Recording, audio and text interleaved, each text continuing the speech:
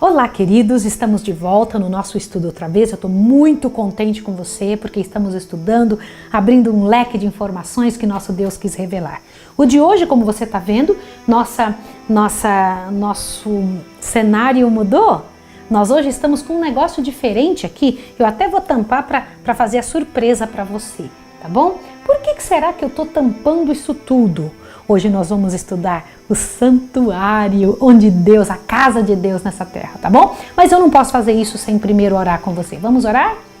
Querido Deus e amado Pai que estás nos céus, glórias ao teu nome, pela oportunidade que temos de estudar estas coisas reveladas na tua palavra. Em nome do Senhor Jesus. Amém.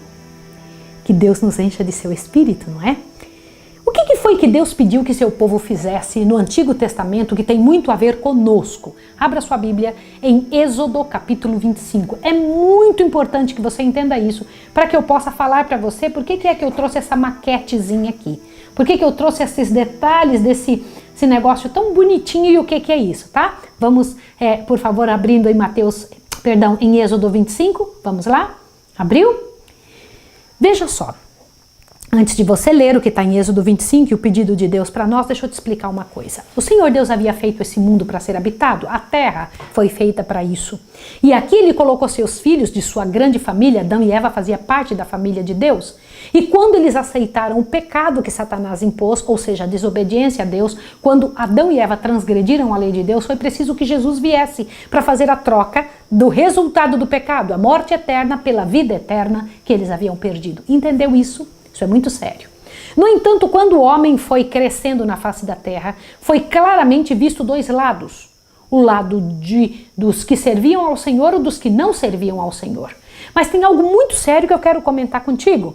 O homem foi se afastando tanto, mas Deus deixou de amar essas pessoas? De jeito nenhum. Deus ama todas as pessoas do planeta e sempre as amou. E sempre buscou uma forma de estar com elas, de se revelar para elas, de mandar instruções para as pessoas. O maior desejo de Deus é mandar instruções para as pessoas. E o Senhor Deus, então, houve uma época em que ele tira um povo, olhe bem, do meio dos povos da terra e diz, eu vou preparar vocês para vocês ajudarem o restante, é o povo judeu. E ao trabalhar com este povo, ele dá uma ordem especial para este povo. Para este povo ele se revela de forma completa porque eles seriam os disseminadores da verdade de Deus. Eles sairiam explicando as verdades do Senhor, certo? Os depositários das bênçãos dos céus para espalhar para o mundo, não para ficar para eles. Eles não eram especiais, eles eram compromissados. Eram pessoas a quem Deus tinha um compromisso e uma responsabilidade para passar para os outros. Mas um dos pedidos para Deus, para eles foi, abra a Bíblia em Êxodo 25, verso 8, diz assim, e me farão um santuário para que eu habite no meio deles.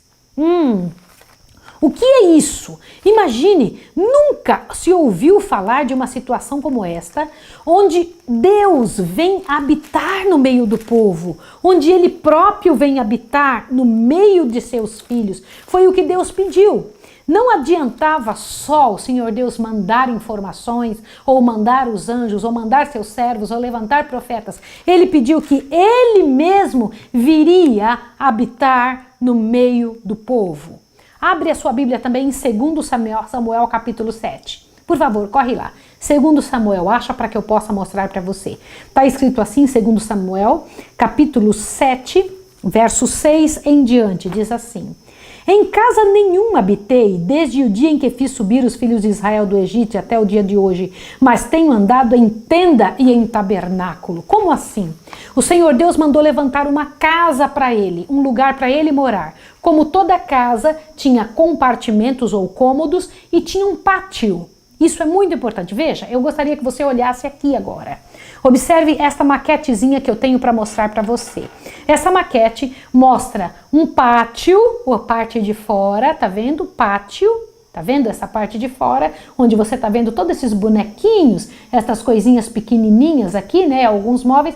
E aqui a casa propriamente dita, que tem 2 compartimentos. Nas nossas casas aqui na Terra, nós temos casas com 2 quartos, sala, cozinha, 3, 4, 5. Eu conheci uma mulher que tinha uma casa com 41 quartos, é muita coisa. Mas a casa de Deus tinha só 2 compartimentos, lugar santo e lugar santíssimo. Como toda casa, possui móveis. Na parte de fora, na parte do pátio, quais eram os móveis que deveriam ser usados? Era o altar de holocaustos e a pia. Olha que interessante. Para que servia isso? E era exatamente esse lugar, tá bom? Era assim que era para ser.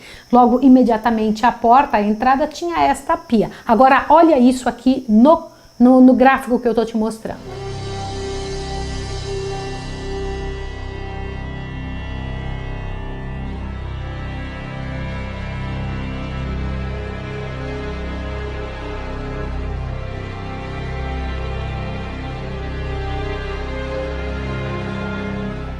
Observou esses móveis?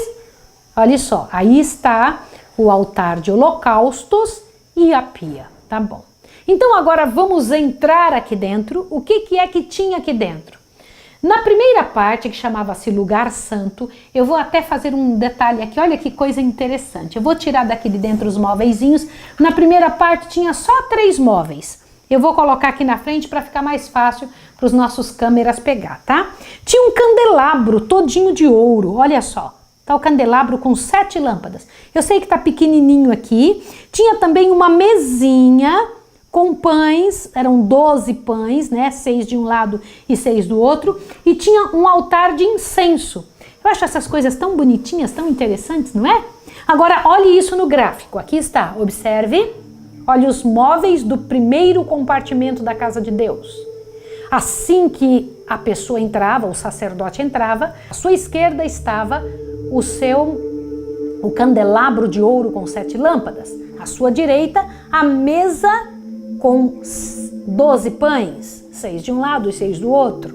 E também na frente dele, antes de entrar no segundo compartimento, antes da cortina que separava um local, um compartimento do outro, estava o altar de incenso. Tá entendida a primeira parte? Olha para cá agora. Deixa eu comentar uma coisa com você. Com poucos móveis, não é? Tinha na casa de Deus. Vamos relembrar? No pátio tinha quantos móveis? 2. O que era? O altar de holocaustos e a bacia. E agora, dentro da casa de Deus, no primeiro compartimento, no primeiro cômodo, tinha o quê? Tinha o candelabro, tá bom? Com 7 lâmpadas, não esqueça desse negócio do 7. Aliás, o número 7 faz muita diferença para Deus. Também tinha uma mesa com pães. Toda casa tem que ter mesa, né? Tinha uma mesa com pães, 12 pães. 6 de um lado, 6 do outro. Chamado pães da preposição, tá? E aí, na frente, logo quando o sacerdote vai andando, antes de chegar no segundo compartimento, para dividir o primeiro do segundo compartimento, tem uma cortina. Então, entre o primeiro e o segundo compartimento, toda casa que tem 2 cômodos, ela é dividida por uma parede. Mas a casa de Deus era dividida por uma cortina. Não esquece essa situação da cortina, combinado? E o que tinha nesse outro compartimento? Aliás, o lugar mais importante da casa de Deus, chamava Santo dos Santos, ou Santíssimo. O que tinha lá dentro? Era o lugar onde o próprio Deus morava, ali onde ele ficava, entendeu? Neste local tinha um móvel só, chamado Arca da Aliança. Existem filmes sendo feitos a respeito disso. O que era essa arca? A arca era uma arca mesmo, que era oca por dentro, coberta todinha de ouro, e na parte de cima tinha 2 anjos. No meio destes anjos, o próprio Deus se revelava, o Shekinah de Deus, tá? Eu vou até tirar essa arca daqui, só para você tentar entender um pouco. Olha só. Então, estes eram os móveis, aqui estão os móveis do primeiro compartimento, e este o móvel do segundo compartimento. Era uma arca que tinha 2 anjos, eu vou até fazer assim para ficar mais fácil para você entender. E dentro da arca, tinha dentro da arca um jarro cheio do maná, que Deus mandou que guardasse lá dentro, as 2 tábuas da lei e a vara de Arão que floresceu. Vou tampar aqui. E aqui no meio, entre os 2 querubins, eram 2 anjos com as asas abertas. No meio, entre os 2 querubins, tinha o Shekinah de Deus, o próprio Deus habitava ali. O próprio Deus habitava ali. De onde eu tirei tudo isso? Essa tenda era toda coberta por algumas cortinas, algumas coberturas. Uma cobertura primeira de anjos. Olha só, veja que interessante. Até as cores têm uma significação especial para tudo isso. Veja, tinha a primeira ali e por último a pele de texugo aqui, ó. eram peles de animais que a gente tinha que deixar tampadinho. Então as pessoas de fora não enxergavam para dentro. Por que não enxergavam? Tinha pessoas especiais para entrarem aqui dentro, que eram sacerdotes. Existiam sacerdotes e sumo sacerdote. 2 tipos diferentes, tá bom? O pecador comum como você e eu só entrava no pátio. Nunca entrava dentro dos outros compartimentos, tá bom? Quem que entrava na primeira parte, que era o lugar santo? O sacerdote. Quem que entrava no lugar santíssimo? O sumo sacerdote. Quando? Por favor, abra sua Bíblia aí. Êxodo 25, eu sei que você está em Êxodo 25, e já vamos observando alguns detalhes. Olha que interessante, Êxodo 25 tem que título? Ofertas para o tabernáculo, a casa de Deus.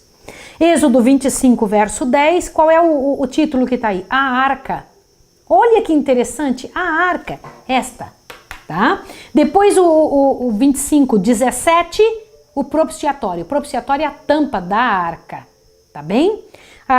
Êxodo 25, 23 está a mesa. Lembra a mesa? Olha ela aqui. Não é interessante ver? Êxodo 25, 31, o candelabro. Como é que era que deveria ser feito? Deus foi dando as medidas, o jeito certinho de tudo ser feito.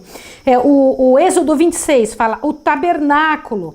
Êxodo 25, 17, as tábuas do tabernáculo, as tabuinhas, tudo como deveria ser. Deus deu indicações tremendas. Êxodo 25, 31, o véu do tabernáculo. Ou a cortina, tá?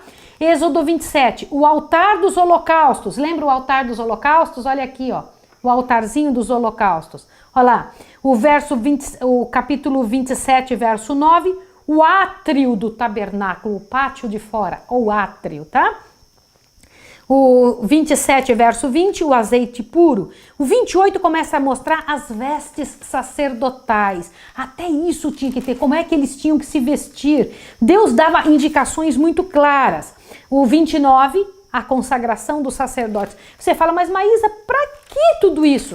Eu quero que você volte um pouquinho. Por que isso? Dá uma olhadinha o que Deus vai dizendo ali, bem claro, em Êxodo 25, verso 22. Lê junto comigo. Ali virei a ti, e de cima do propiciatório, do meio dos 2 querubins, que está sobre a arca do testemunho, falarei contigo acerca de tudo que eu te ordenei aos filhos de Israel. Deus mesmo falaria ali. Olha, outro detalhe, o 25, verso 15 e 16. Aos varais permanecerão na argola da arca, não se tirarão dela. Então porás na arca o testemunho que eu te darei. As tábuas seriam colocadas dentro da arca. Outro detalhe, veja o que é que Deus diz aqui no 25, verso 40. Olha a instrução que Deus deu. Vê que faças conforme o modelo que te mostrei no monte. Peraí, se Deus estava dando modelo, já existia algum desse? Será que existe um desse no céu? O 26, verso 30. Então levantarás o tabernáculo conforme o modelo que te foi mostrado no monte. Deus mostrou um modelo para Moisés fazer. O 27, verso 8 diz: oco e de tábuas o farás, conforme te foi mostrado no monte, assim farás. Deus foi mostrando cada um dos pedaços para Moisés fazer. Isso daqui não saiu da cabeça dele milimetricamente, cada detalhe foi Deus que indicou. Cada coisa, cada cor, cada material usado, tudo era Deus que tinha dado. Olha lá, agora veja aqui as vestes dos sacerdotes também. Mas eu preciso te mostrar um outro detalhe interessante. Olha lá, Êxodo 30, verso 1 diz, o altar do incenso. Você viu? O título é esse. O 30, verso 17, a pia de bronze. Lembra a pia de bronze aqui de fora? Vai mais para frente um pouquinho que você vai encontrar aqui coisas interessantes que você vai ver. Olha, o 36, abre lá 37, Êxodo 37, a arca. Aí aqui vem dizendo como é que foi feita, do 37 até o 39, vai te dizendo como é que foi feita. Em 40, Êxodo 40, o tabernáculo é levantado. Deus levanta pessoas para fazer isso. Aí eu te pergunto, mas Maísa, para que tudo isso? Agora vai em Hebreus. Será que isso tem a ver conosco? Para que o Senhor Deus fez isso? Lembra que ele disse que era um modelo? Aí vai lá em Hebreus. Por isso que eu estou falando para você, desde muitos tempos, estou dizendo, o livro de Hebreus me chama muita atenção. É isso mesmo, o livro de Hebreus me chama muita atenção. Hebreus capítulo 8 e 9. Olha lá, Cristo, mediador de uma nova aliança. Leia aí. O ponto principal do que estamos dizendo, Hebreus 8, verso 1, é que temos um sumo sacerdote tal que se assentou à destra do trono da majestade no céu, como ministro do santuário e do verdadeiro tabernáculo que o Senhor fundou e não o homem. Opa! Então existia um tabernáculo na terra que era modelo de qual tabernáculo? Isso que você tem que responder. Do céu. Louvado seja o nome de Deus. Então Deus estava fazendo uma miniatura na terra do que já existia no céu. Para quê? Para nos explicar o quê? Do trabalho que Jesus faz no céu por mim e por você. Aquele tabernáculo da terra era um modelo, era um audiovisual do que acontece no céu. Isso é muito interessante. Isso é bonito. Veja o verso 5 de Hebreus 8, verso 5. Eles servem num santuário que é figura e sombra das coisas, o quê? Celestiais. Quando você estuda esse tabernáculo, você está tentando entender as coisas de onde? Do céu. No próximo estudo, eu vou estudar com você como é o santuário do céu. Tá bem? Vou dar algumas pinceladas a mais do santuário da terra, mas vou te explicar o santuário do céu, que é onde Jesus está agora por nós. Você sabia que ele está lá? Quer ver isso? Só uma pinceladinha, só uma deixazinha para o que vai acontecer e você entender sobre o santuário do céu. Dá uma olhadinha, por favor, para que você possa ver o Hebreus 9, por favor, verso 9 e 10, ó. Esta é uma parábola para o tempo presente em que se oferecem tantos dons como sacrifícios, que quanto à consciência não pode aperfeiçoar aquele que presta o culto. Não passam de ordenanças, como com bebidas e várias oblações impostas até a época da reforma. Mas Cristo, tendo vindo como sumo sacerdote dos bens já realizados, por meio de um maior e mais perfeito tabernáculo, não feito por mãos, isto é, não desta criação, e não por meio de sangues de bezerros ou de bodes, mas pelo seu próprio sangue, entrou no Santo dos Santos uma vez por todas, havendo obtido uma eterna redenção. Olha só!